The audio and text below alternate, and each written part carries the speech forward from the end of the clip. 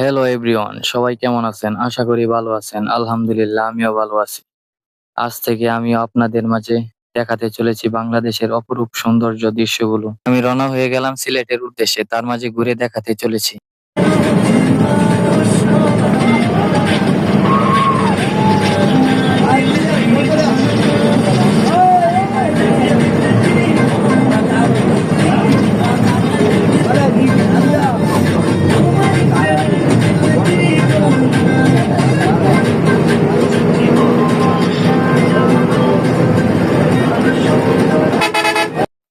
তো আমরা বের হয়ে গেলাম হযরত শাহজালাল রাহমাতুল্লাহি আলাইহি এর মাজারের উদ্দেশ্যে। তার মাঝে রয়েছে জাফলং 0 পয়েন্ট শ্রীমঙ্গল চা বাগান। রওনা হয়ে গেলাম এই কনকনে শীতের রাতে, প্রচুর কুয়াশায় কনকনে ঠান্ডার মাঝে। কুয়াশার জন্য তেমন কিছু দেখাও যাচ্ছে না। মাওনা থেকে প্রায় 300 কিলোমিটার রাস্তা। তারপর আমরা পৌঁছে যাব সিলেট হযরত শাহজালাল রাহমাতুল্লাহি আলাইহি এর মাজারে। সত্যি বলতে আমাদের দেশটা কতই না রঙিন, ঘুরে না দেখলে কখনো বুঝতেই পারতাম না। তো আমরা এই উদ্দেশ্যে পুরো দেশ ঘুরে দেখব সকলকে নিয়ে। সকলেই সাথে থাকবেন এবং আমাদের চ্যানেলটিকে অবশ্যই সাবস্ক্রাইব করে দিবেন। আমরা প্রচুর এনজয়ের মাঝে চলে যাচ্ছি এই শীতের রাতেই। প্রথমে ভেবেছিলাম একা বের হব, তো আমার সকল বন্ধুরা সায় দিতে সকলের সাথে বের হয়ে গেলাম। সকলের সাথে এনজয় করতে করতে কখন যে পৌঁছে গেলাম হযরত শাহজালাল রাহমাতুল্লাহি আলাইহির মাজার, তা বুঝতেই পারিনি। তো আমরা প্রায় 6 ঘন্টা জার্নির পর পৌঁছে গেলাম হযরত শাহজালাল রাহমাতুল্লাহি আলাইহি এর মাজার। চলুন ঘুরে দেখি মাজার। তো আমাদের এখানে গাড়ি পার্কিং করার পর পায়ে হেঁটে চলে যাব মাজারে। মাজারে চলে আসার পর ঘোরাঘুরি করে দেখলাম মাজারের চারিপাশ কতই না সুন্দর, যা আমরা কখনো ঘুরে না দেখলে বুঝতেই পারতাম না। তারপর বের হয়ে গেলাম 0 পয়েন্টের উদ্দেশ্যে। সেখানে বেশি সময় নেইনি, কারণ আমাদের হাতে সময় খুবই অল্প ছিল, যে কারণে বেশি ঘোরাঘুরি করতে পারিনি। বেশ কিছু জায়গা ঘুরে দেখলাম, কি অপরূপ সৌন্দর্য। মূলত আমরা রওনা হয়েছি জাফলং এর উদ্দেশ্যে, যার কারণে সেখানে বেশি সময় দিতে পারিনি, বেশি ঘোরাঘুরিও করতে পারিনি। এখান থেকে প্রায় 50 থেকে 60 কিলোমিটার দূরত্বে রয়েছে জাফলং।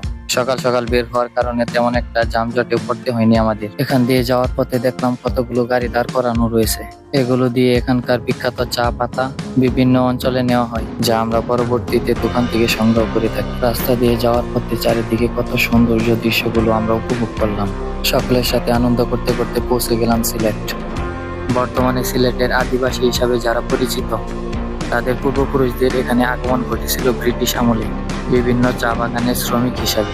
সিলেট আসা এই সকল আদিবাসীদের মধ্যে আছে, তার মাঝে রয়েছে সাঁওতাল, উরাও, মুন্ডা, ভূমিয়া ও তুরিয়া প্রাকৃতিক সম্প্রদায়ের লোক।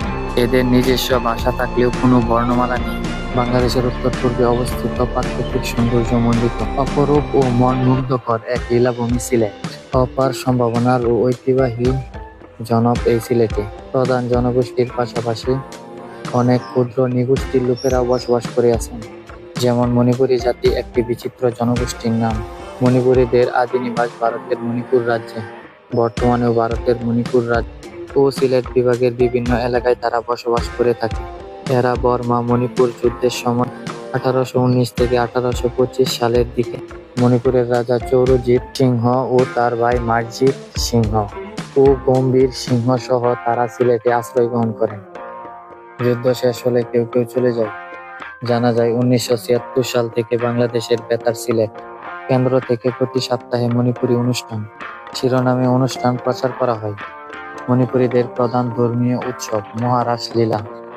এদের অধিকাংশই সনাতন ধর্মের।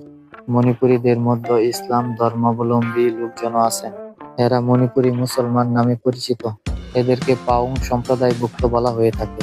বয়ন শিল্পে মণিপুরীরা অনেক এগিয়ে। তারা চাদর, গামছা, শাড়ি, বেড কভার বাণিজ্যিকভাবে উৎপাদন করে বাজারজাত করছে। সিলেটে আসা পর্যটকদের এগুলো অনেক পছন্দের তালিকায় থাকে। উচ্চশিক্ষিতের হার কম হলেও সাক্ষরতার হার 90%। মণিপুরী সাহিত্য ও সংস্কৃতি অনেক প্রাচীন। এদের বসবাস সিলেট শহরে 11টি পাড়ায়।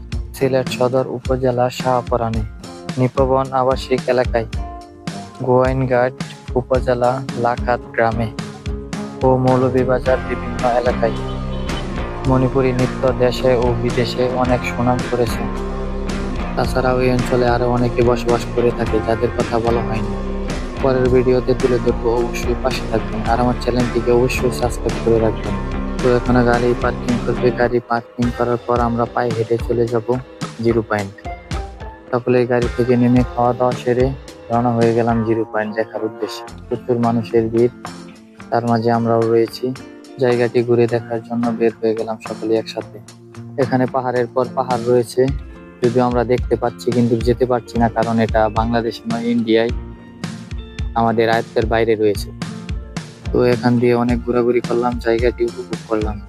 সকলের সাথে পায়ে হেঁটে চলে আসলাম সাদা পাথর। চলুন দেখতে থাকুন আপনারা এই সাদা পাথর। এই সাদা পাথর দেখার জন্য অনেক দূর দূরান্ত থেকে মানুষ চলে আসছে এবং সকলেই আনন্দ উপভোগ করছে। তো আমরা সকলেই এখানে বেশ কিছুক্ষণ ঘোরাঘুরি করার পর এখানে গোসল সেরে নিলাম। সকলের সাথে খুবই আনন্দ উপভোগ করলাম এবং সাথে কিছু ছবি উঠিয়ে নিলাম।